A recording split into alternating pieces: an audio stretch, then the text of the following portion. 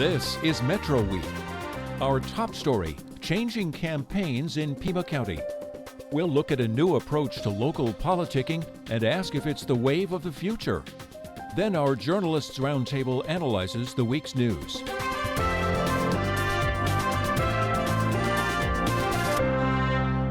Welcome to Metro Week. I'm Andrea Kelly. Early ballots are out, so people are voting. That means campaign workers are trying to get people to vote their way on candidates and issues. One campaign is taking an approach not common to Tucson elections.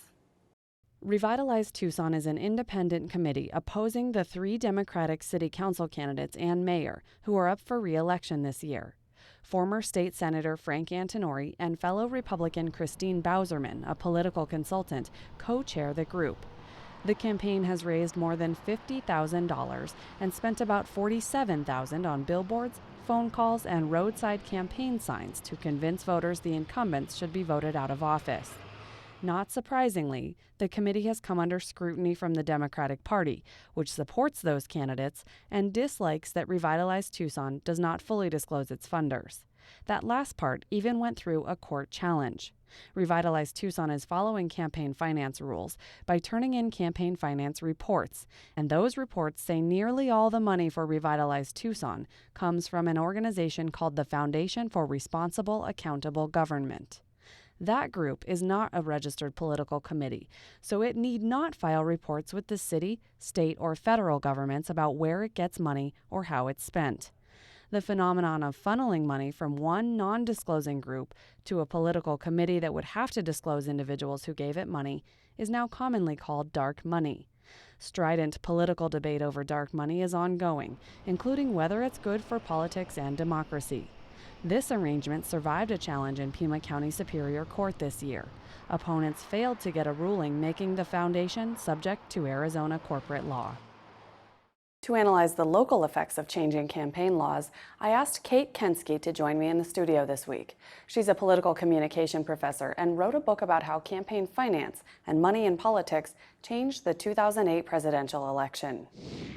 Kate, it seems like we used to know where all the money in politics came from. People had to report every dollar they got from every person they got it from. Then came the Citizens United Supreme Court decision. Remind us what that did.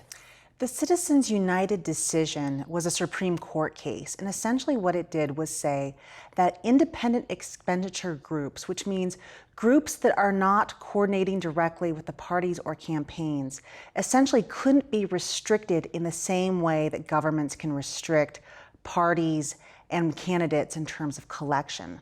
So as long as there's no coordination going on, basically these independent expenditure groups can spend as much as they want either supporting or opposing candidates and ideas. Now, did that decision affect the disclosure of where money is coming into those independent expenditure committees, where it's coming from? Well, it's simply not regulated in the same way.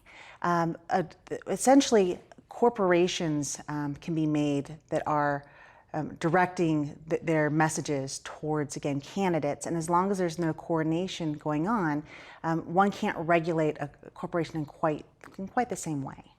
And all of this is done under the assumption that basically, if you restrict the finances of corporations or unions in some ways for that matter, with rules, you'll be restricting speech because money is necessary to facilitate speech.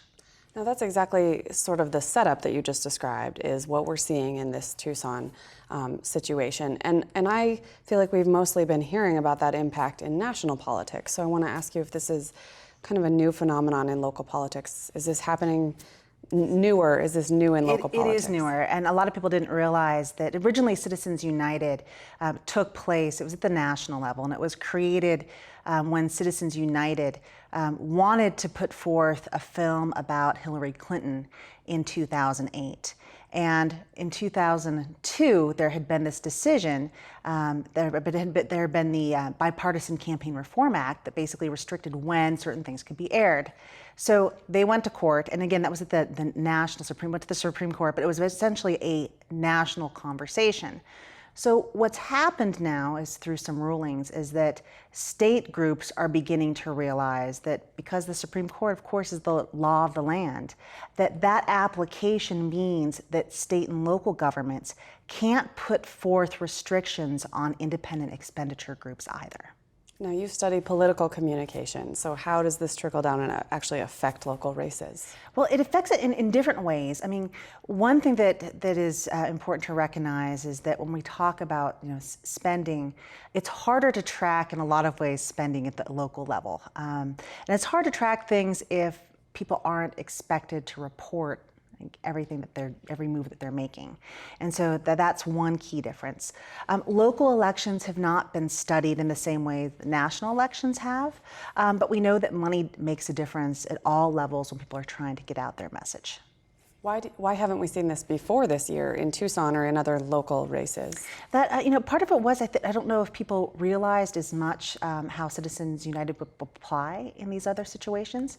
As it turns out, there's quite a few states that have restrictions about independent expenditures, and now one of two things can happen. Either state and local governments can officially remove those rules from their books, or they can try to enforce them, but basically they'll come against court decisions ruling against them. The other thing I think we would keep in mind is we are now seeing an upturn in the economy.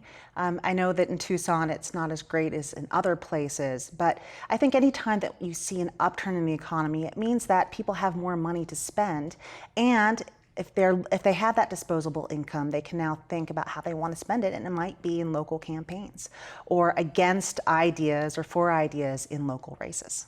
So this seems, at least in Tucson, it's kind of a new phenomenon, and maybe that means that you and your peers have not had too much time to study it, but do you see a trend? Do you see this moving toward a movement towards doing this kind of expenditure in local elections? Can we tell yet? I don't know that we can tell yet, but I mean, I think yes. I think that any time groups realize that they can push the envelope on spending, they will. And this does, open up a world of possibilities for these independent expenditure groups. And so I'm expecting us to see more of that. Again, on the positive side with Citizens United, it meant more free speech. And so we'll see more ideas being put forth in different ways. And some people can see that as a good thing. For candidates, that does potentially mean a significant loss in control of their message, though. And so we may see, or see a lot of information coming from different sources, but not necessarily the traditional candidate and party sources that we saw in previous campaigns. So we only have one of this kind of expenditure groups working in Tucson right now, but nobody needs to be reminded that we're heading into a huge election cycle for 2016, where we have the president, Congress, local races, county races here. Is this sort of a preview for what we're gonna see later? I think definitely, and it wouldn't surprise me if a lot of groups are holding back. This time they are waiting for next year, when a lot more people will be out to vote. One thing that tends to happen is we know that turnout is less sizable in local races, but as you said, when it's an election year with the presidency and you have many levels of government, turnout tends to be quite high. And so for a group wanting to basically make an impact, that would be an opportune time to basically express their ideas. You wrote a book about how campaign fundraising changed the 2008 election. Do we see anything big on the horizon that could be really different in 2016 compared to past presidential elections? It's always hard to say. I would say with each election cycle, it essentially means campaigns figure out that they need to do something better than their predecessors. One thing that we saw in 2012, and that I know that we will see going into future elections, is very simply an expansion of messages being put forth on social media. And in a sense, it kind of changes the way we think of the ground game. But what we probably will see will be a lot more tailoring and targeting in terms of the kind of messages people receive. So in previous campaigns, broadcasting messages was the name of the game. Now there's been a lot of information collected about individuals, their spending habits, their likes, their dislikes, and there's ways to purchase that information, which means that campaigns can be quite creative in terms of how they target people who they want to vote for them. Just like advertisers already do, commercial advertisers. Absolutely, but definitely accelerated for the candidates. Kate Kinski, thank you so much for joining us. Thank you. Hi, I'm Lorraine Rivera. Tonight on Arizona Week, El Nino expected to be one of the strongest on record, and too much moisture at an unexpected time impacts farming. We got to have our equipment in top shape, ready to go, and as soon as the conditions are conducive to harvest, we got to push real hard.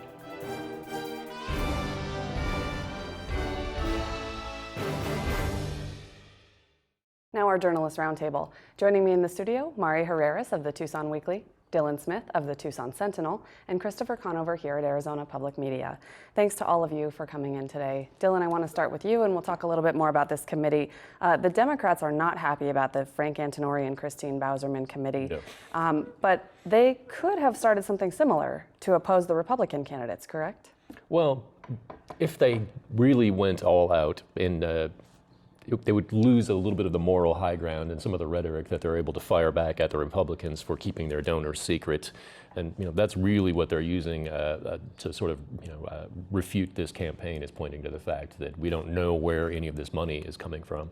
There is an independent expenditure committee that's supporting Regina Romero that has raised some money and sent out a mailer on her behalf. But they haven't come up against a deadline yet where they will have to file and show how much money they've raised and where it came from.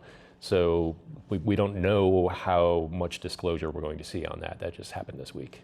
And then the Democrats did start a website, as we mentioned much earlier in the show, to oppose the claims that this committee, Revitalize Tucson, is putting out. But it's the Pima County Democratic Party website. It's not an independent expenditure. What are they saying? Well, they're trying to point out some of the things that they say are in error, and that with the claims that are being made on these billboards and mailers from the Antinori Bauserman committee, and how much traction that's going to get and how many people are actually going to go and look at it is kind of an open question. They haven't really been pushing it a whole lot. They sent out some press releases about it, trying to get some attention for it. But mainly, I think it's to have something out there on the internet so that if somebody starts searching, this might pop up along with the other stuff.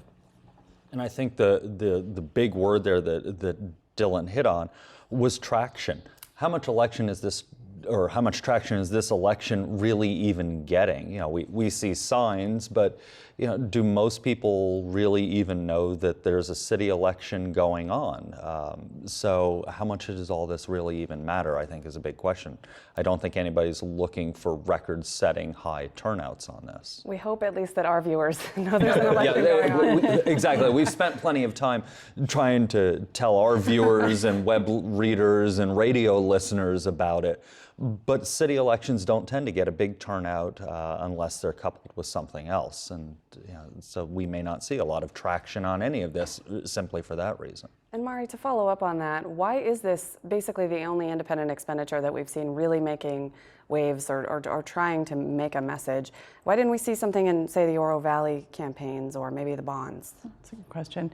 We have these three candidates for the Republican race that the Republicans were actually able to wrestle up this year. Part of, I think, what Christopher was saying is that it's kind of a ho-hum election because these are not named. We don't know these people, and it seems like that $50,000 that they've spent could have been spent certainly on giving these folks some of that money, because they have not raised very much to begin with, haven't spent very much, and we don't really know who these people are. But that's initially it. We have 3 city council members up for re-election, mayor. We have this opportunity to stir the pot in city politics, which is great Tucson tradition. Really, there's been almost more money spent, dark money spent in this election on trying to knock down the Democratic incumbents, as the Republican city council candidates have raised for their campaigns. And you're right, most of these, 2 out of the 3 are basically complete unknowns, political novices. The other is, not a household name at all in the city of Tucson. So they have not done a great job of trying to build themselves up and make a case for being elected. And trying to get somebody to vote for you is usually a better job than trying to convince somebody to not vote for somebody else. People vote for things, not against things. Probably the best known Republican name in the race is Frank Antinori. Oh wait, he's not actually in the race, but you know, we've mentioned his name a couple of times in this show. So he's probably the best known Republican involved in this race, and he's not on the ballot. Well, maybe we'll see him on the ballot sometime soon. But I think the other is that if I were the three Republicans, I'd be mad. I'd feel like my campaign was hijacked in some way. I mean, if you were like a sincere individual, that, you know, those great innocent folks who said they're going to step out into politics and give it a try, and you know, and get some support that could possibly exist from their party. You know, I'd be a little mad. I'd feel like, wow, my part of being part of democracy was a bit hijacked in this case. If I were one of them, I'd want to know where that money came from too. I would. I'd want to know who to be mad at. On the flip side, should the Democrats, is this actually hurting them, Dylan and Mari? Are the billboards and mailers hurting the Democratic candidates? I don't know how effective these messages have been. When you put up a billboard complaining about the conditions of our roads right on a road that was just repaved, yeah, I know. That was something that made the Democrats gleeful. They laughed about that for about a week. Which of course speaks to, the Republicans have said, some of them has actually said on this show that they were concerned about the timing of that road work. So, I mean, I guess you just could keep going around and around. Well, the road work was planned long before anybody knew that there was going to be a billboard put up there. No, election but election-wise, you know, you could certainly point to, before every election, candidates, you know, really try and pick up their constituent service and, you know, try and point to that. Hey, I've been doing something. You know, that's not an unusual thing at all. I think also you've got folks who don't. I mean, this is a minor election, but you know, I think next year, it's 2016, maybe we'll see more. 50,000 is very little, you know, to spend. So if Frank and Christine anticipated making a big splash and causing a big stir, I think it's kind of disappointing, I guess, if we're going to look at it from that dark money perspective. It's kind of a little boring and sad, but 2016 is another season. It is a totally different season. See what happens. Do you think we're going to see more of these independent expenditures in the local races? Of course, why not? I mean, and both sides, for sure, not just the Republican Party. And Christopher, I wanted to also touch on the Oro Valley race. Again, you know, I mentioned, why didn't we see campaigns up there? We also haven't seen campaign finance numbers from those candidates, so it's a little hard to tell. We don't even know if there's dark money. Exactly. We know there are some PACs involved and things like that, but we don't know what they're doing because the reports aren't due until just before the election, which means you couldn't file complaints. Well, you could certainly file complaints, but it will all take place after the election. We all won't get to see the numbers really until we're probably sitting at campaign parties that Tuesday night. That's, you know, when we'll really maybe get to start seeing those numbers, but later on down the road to really take some time and look at them beyond how much you raised, that kind of thing. And Mari mentioned 2016. I asked Kate Kenske about it. We just can't ignore that it's right around the corner. No, so we can't. We're also seeing campaign finance reports from the congressional candidates running in next year's races. What do we know about the candidates in CD2 and how much money they're bringing in? Congressional District 2. In the Congressional District 2, which Martha McSally is our incumbent there, she outraised the two Democrats of note just with huge numbers. She brought in over $800,000, about $800,000. Matt Hines, one of the Democrats, former state lawmaker, worked at the White House for a little bit, so people know him. He managed to pull in $200,000, and Victoria Steele, state lawmaker, pulled in a little more than $50,000. So you have McSally with this huge number compared to the others, and that almost doubled her her cash on hand. So, you know, she's just pulling in money from all over the country, as is Hines. Hines pulled in plenty of outside money, if you will, outside Arizona. But, you know, just by sheer numbers, she's winning that race on fundraising. And those figures are just for the most recent quarter. McSally already had a very healthy campaign war chest. Yeah, the Democrats are just trying to get out of the gate, and so they're playing a huge game of catch-up. Yeah. So Mari, what can we read into those numbers? Is it just catch-up, or are they doing worse in the actual race so far? Well, what we know, especially in that particular district, is that you're always going to do better if you raise more money, obviously, and that is what always counts. And in this case, it's great that Hines and Steele put their names in, but they need to raise more money, and that's just a fact. Dylan, incumbents tend to have a fundraising advantage. They have the name recognition, and then they also have political access in Washington. As you said, the money is coming from outside of Tucson in some cases. Should we be seeing different numbers from the Democrats at this point to judge them as competitive? It's still a little bit early to write them off completely, certainly. But if you're a Democrat trying to take on a sitting congresswoman in that district, you're going to have to raise an awful lot of money. It is an unfortunate truth that playing an effective political game takes a big pile of cash, and especially when you're talking about an expensive district to run in, that's certainly has the potential to be very close. You have to raise money. Well, and McSally's doing what she's supposed to, what everybody's done, what Barbara's done, what Giffords has done in that case, is that you are constantly positioned of raising money even when you're working. You're raising money all the time. The other thing, though, is that you have to look at the fact that it's interesting that to run two Democratic candidates, I think. I mean, I know I'm always like, oh, I wish the Democratic Party would run more than one candidate. Here they finally did, right? But I should be really happy about that. But it's still kind of disappointing in a sense. I mean, I don't know who else they could have chosen to run or support, but there needs to be a little bit more effort, I guess, in that area of It's been selection. a while since we've seen a healthy primary in that district from the Democrats. I think also what we'll be telling is the next report, the year-end reports. Do Hines and Steele pick it up?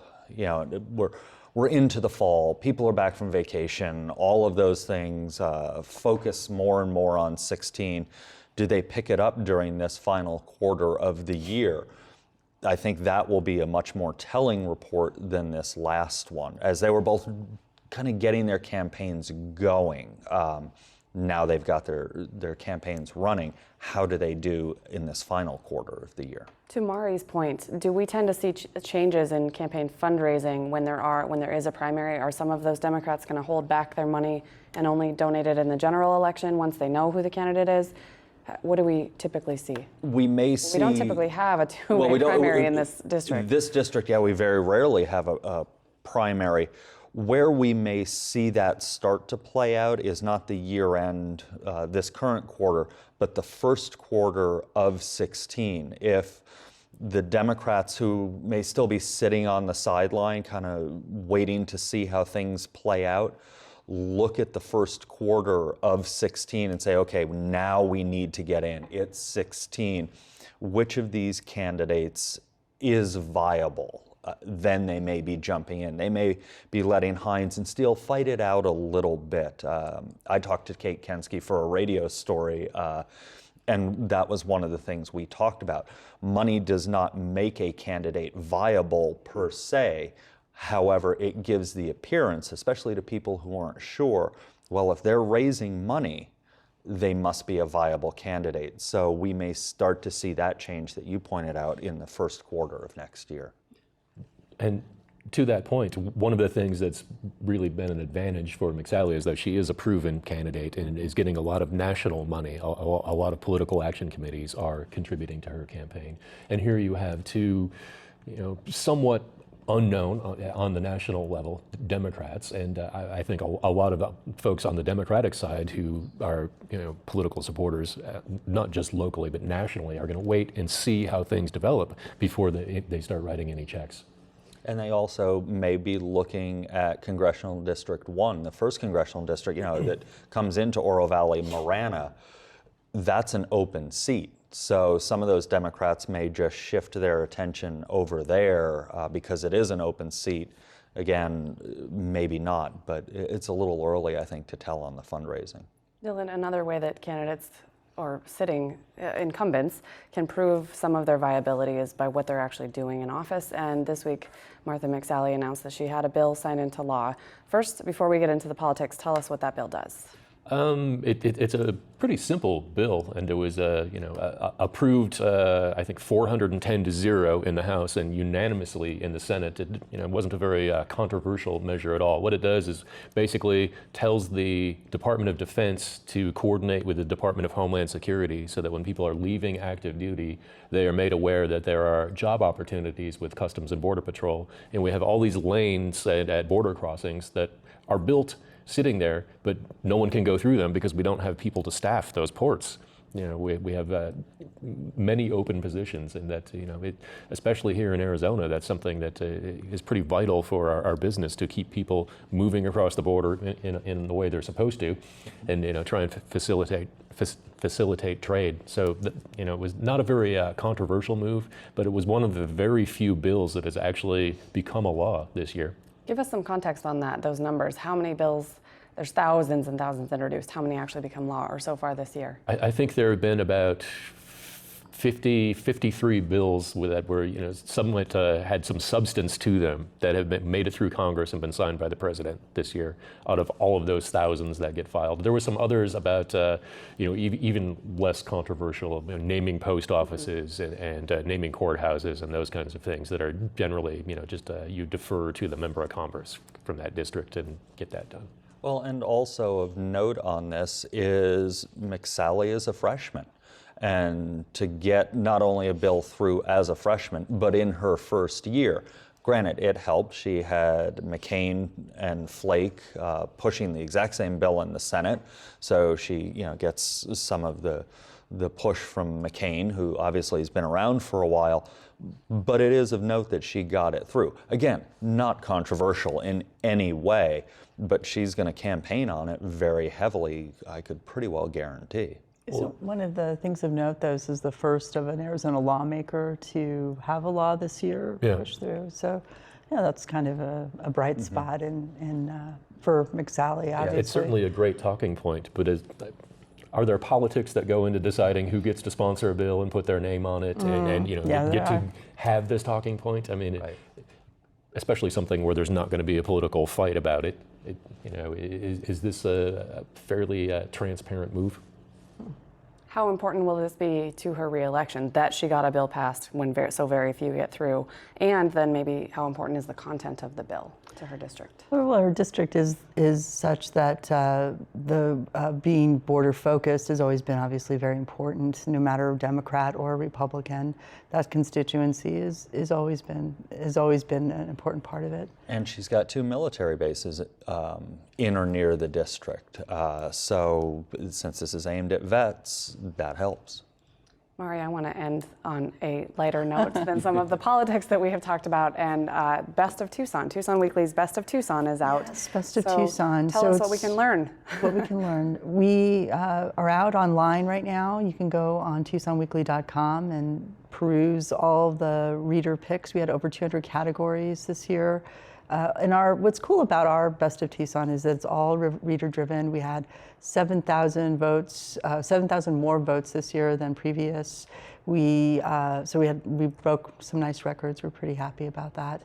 And then you'll see it next week on the stands and inserted in each issue. And we hope folks enjoy it. Are there any surprises, any surprise upsets or anything like that this year? Not really. I mean, we didn't have like a big pizza war this year like we've had in previous years, that kind of thing. But we also pay homage to folks like Dan Ryan and people like that in our own media communities, and that readers still voted for, because that's kind of the way Tucson is. And that's what I like about the issue every year. You mentioned some records on the number of votes you got. Was any of that due to some of the changes you made in how that system worked this year? Possibly. We've gone into a second year of adding a second round of voting, which allows us to kind of get a little bit more challenging in terms of the second round includes 5 categories for people to vote from, and then we pick a final 3 for each category.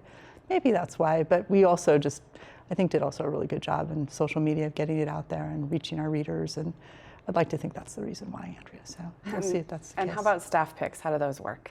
Staff picks are these traditionally for us. It's whatever we want to write about, and you win in this one. Yeah, exactly. That's right, we do. But we still love you readers, so and it's mostly fun, tongue-in-cheek stuff too. And so people can see it online now. It's on newsstands. Next week they can actually pick That's up right. that hard copy. And well, I should also mention that we tend to be, we were voted this year best radio station for news. So we cut those out and paste those on the wall. I don't know. Good, Some of I'm the glad. restaurants I think do that too. So That's right. that's why we look for the print version. Anyway, that's it for this week. Thank you all for coming in. As always, you can find more content from the Arizona Public Media Newsroom on our website. Go to our elections page for interviews with the candidates running for City Council and Oro Valley Town Council. Before we go, we also want to acknowledge the passing of Albert Elias, a community leader and the father of 2 names in local government, Assistant Tucson City Manager Albert Elias and Pima County Supervisor Richard Elias. Thanks for watching.